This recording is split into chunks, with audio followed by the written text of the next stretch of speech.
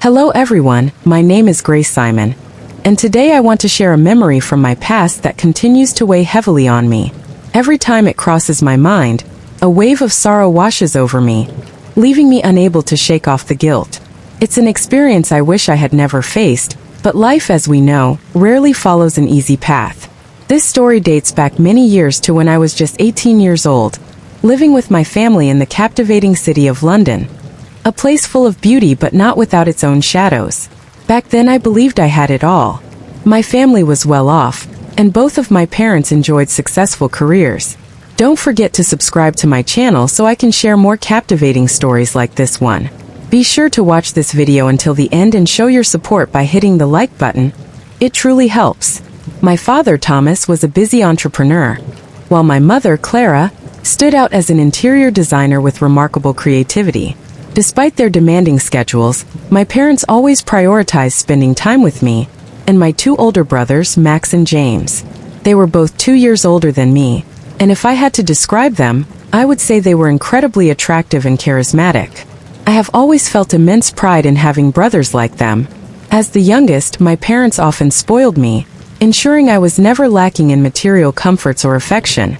However, despite their abundant love, I always felt that the bond one shared with Max and James was distinct from the one I had with my parents. Unlike my parents, who expressed their care by providing me with a secure and luxurious upbringing, my brothers showed their affection through actions and thoughtful gestures. Whenever I felt sad, they noticed, even if I remained silent.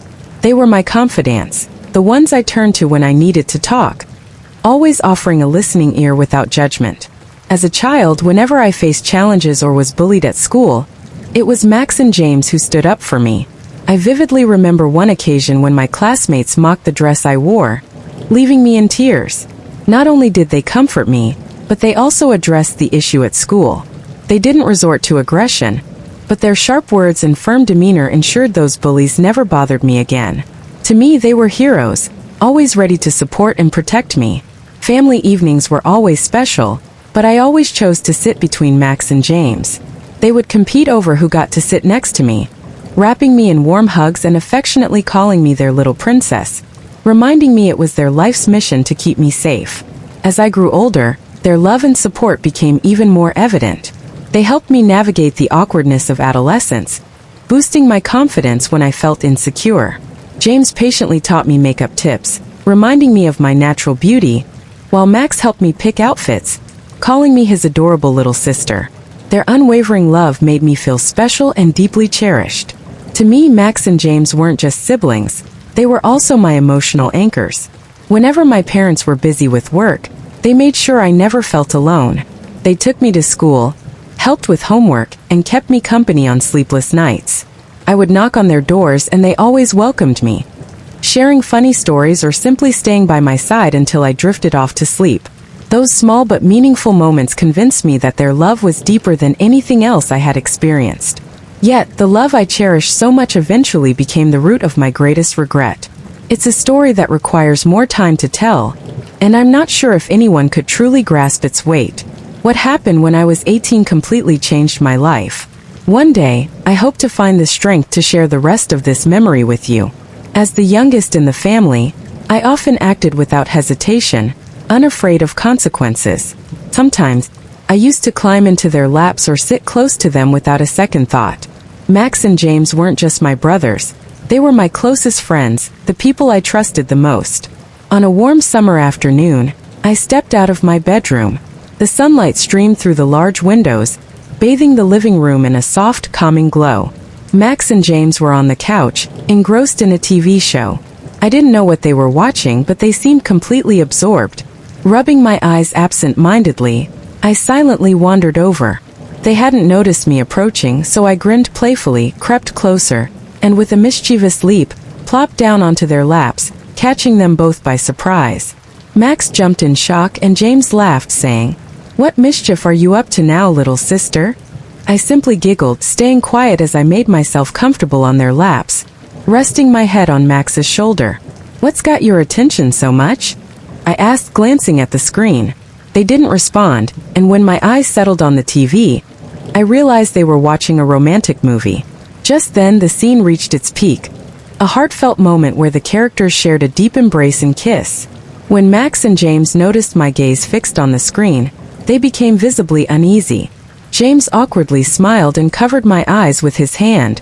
"Grace, you shouldn't watch this. It's not for kids," he said, laughing. I wriggled free from his grasp, teasing, "I'm not a child anymore. I'm 18. My voice was lighthearted, but inside I felt genuinely curious. As James tried to block my view, I kept laughing and playfully attempted to peek through his fingers.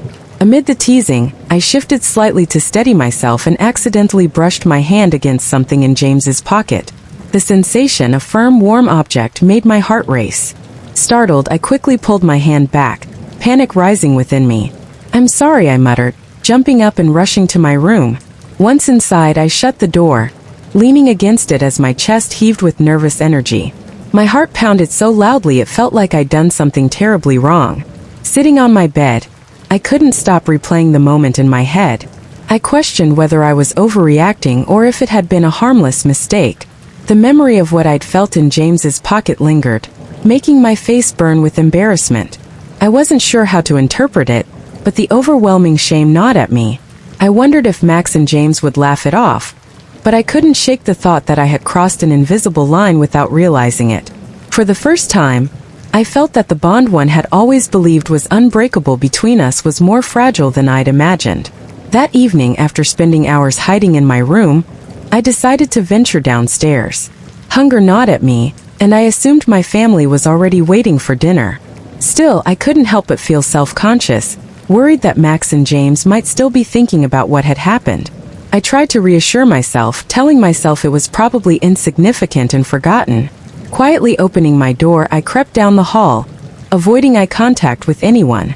As I approached the living room, I paused to listen. Hearing no one, I sighed in relief, assuming they were elsewhere. Stepping inside, I found the room completely empty.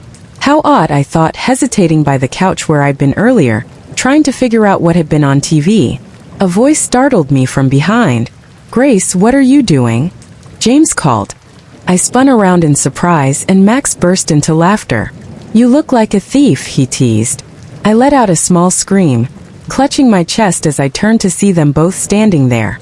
Their sudden appearance startled me so much that we all jumped at the same time. As Max and James laughed, I stood there trying to appear upset, though I couldn't help but laugh along. "You scared me half to death," I exclaimed, pretending to be angry but failing to hide my amusement. "What about you? You look like you're up to no good," Max quipped, raising an eyebrow. James playfully patted my head. "You're not sneaking snacks, are you?" he teased. We all laughed together, and the awkwardness from earlier seemed to dissolve. A wave of relief washed over me as I thought, whatever I felt earlier couldn't have been what I feared, or else they wouldn't be joking like this. Determined to move past it, I smiled and said, "I was just checking to see if anyone was here." Shifting the topic, I asked, "What about you two? Were you trying to scare me?" Max shrugged with a mock serious expression. "Maybe.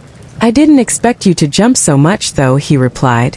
James added with a grin, "Who knew you'd react like that? Your face was priceless."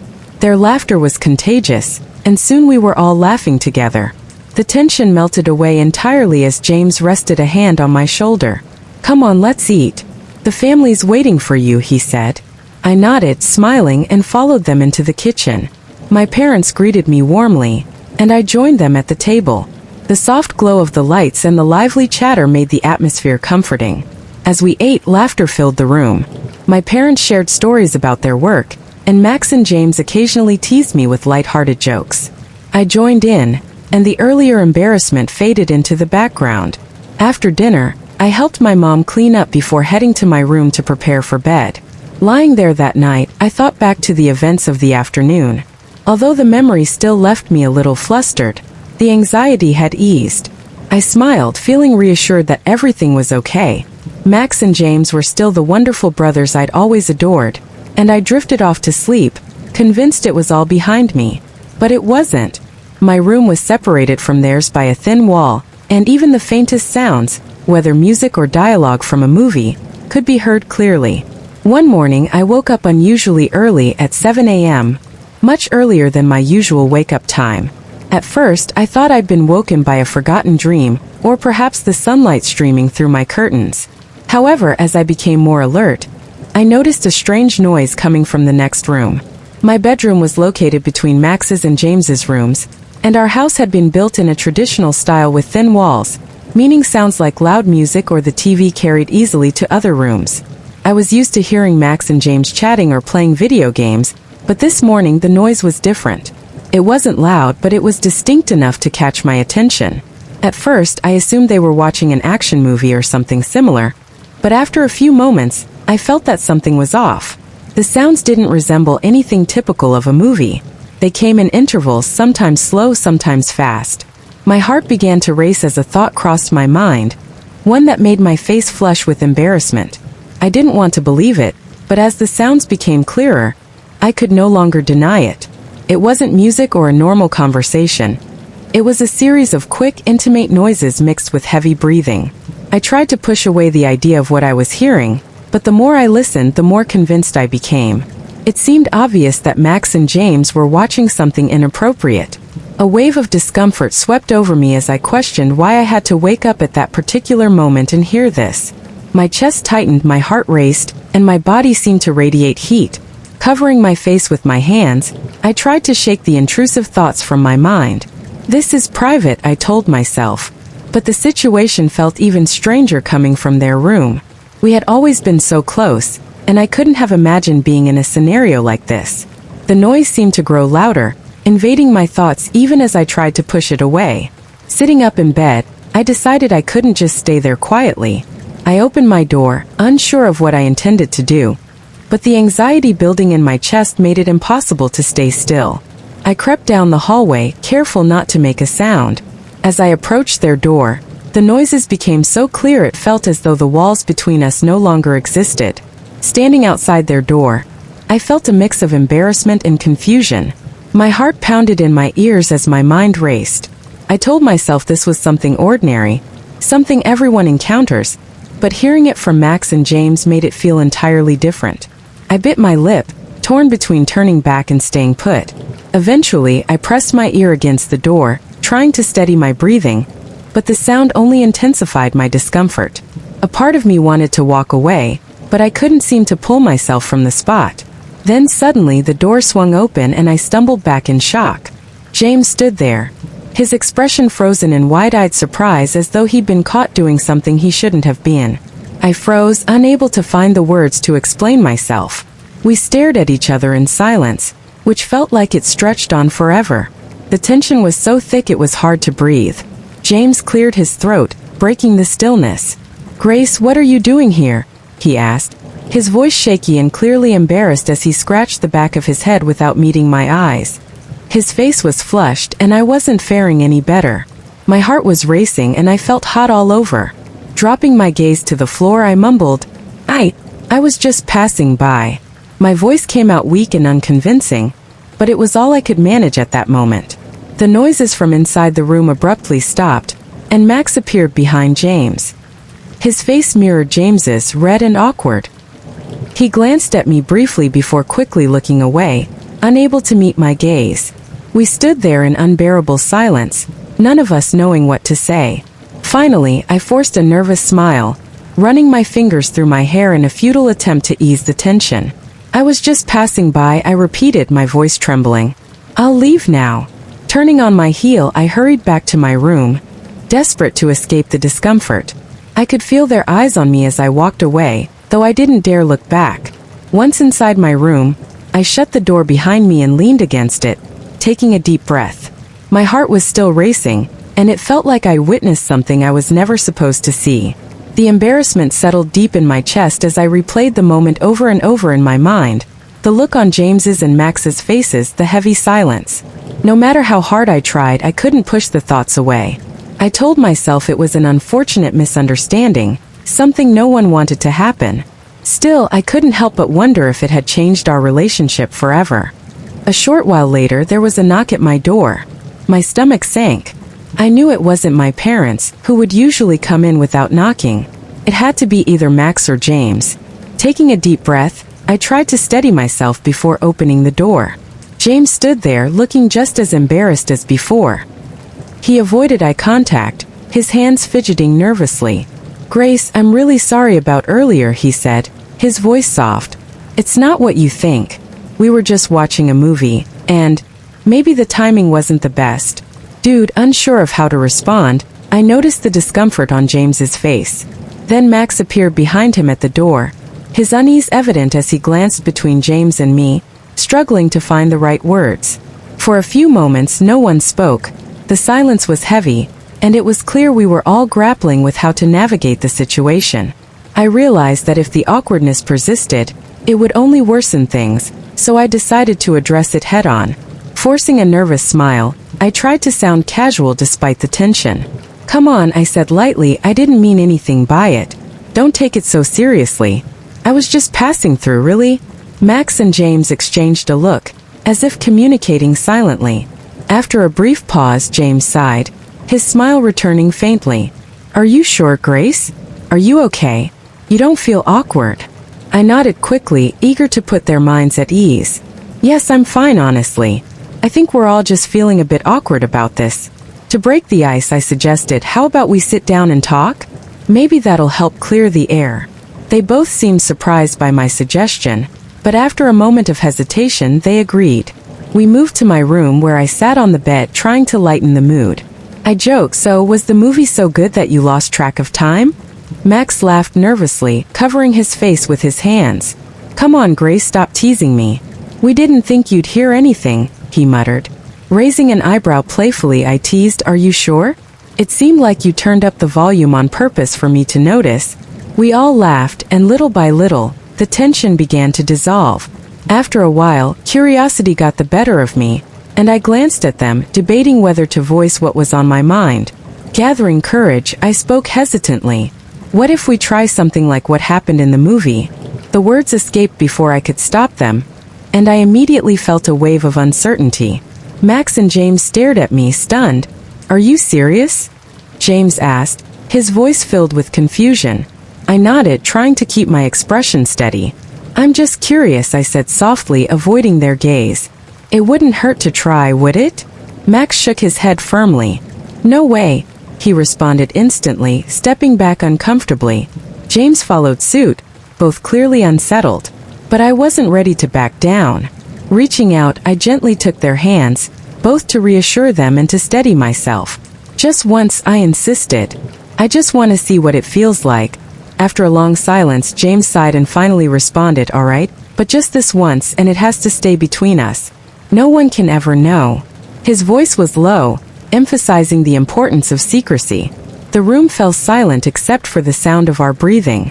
My heart pounded as we began, each movement deliberate but filled with intensity. Time seemed to stop as everything else faded away, leaving only the moment. When it was over, sunlight filled the room, bathing it in a calm, peaceful glow. None of us spoke. We simply stayed there, breathing evenly. The tension I had feared was replaced by a new, deeper connection. Later, we walked together to the kitchen to prepare lunch. Everything felt surprisingly normal, as if nothing had happened, but deep down, I knew something between us had changed. As we sat down to eat, James smiled at me. "Are you okay?" he asked softly. I nodded, returning his smile. "I'm fine," I said. "I think I love you both even more now." My cheeks burned at my own words, but they simply took my hands, their smiles warm and affectionate. "We love you too," they replied. We continued eating, an unspoken understanding passing between us. From that day forward, our relationship felt different, subtly altered. What was once pure and simple had crossed an invisible line. The intimacy we had shared before had transformed into something more complex.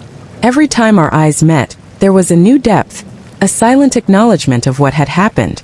We never spoke of it again, as if silently agreeing to let it go and move on. But deep down I knew it wasn't right. What we had done was a mistake. The line we crossed should never have been broken. Though it was driven by youthful curiosity, it left a lasting impact on me. While it brought us closer in some ways, it also weighed on my conscience. I couldn't ignore that we had broken rules that should have remained intact, even if unintentionally. The experience changed how I viewed the world, leaving me with a lingering sense of guilt and unease. Sometimes, when I think back to that moment, I feel the anxiety return. Although the discomfort hasn't entirely disappeared, there's always a subtle tension when I look at Max or James. We never mention it again, almost as if we agreed to bury it. Yet their behavior toward me changed. They became more cautious, gentler in how they treated me, as if afraid of hurting me. For my part, I couldn't stop my heart from racing every time our eyes met. It was a mix of excitement and discomfort, a feeling I had never experienced before. Our curiosity led us down a path filled with emotions we weren't prepared to handle.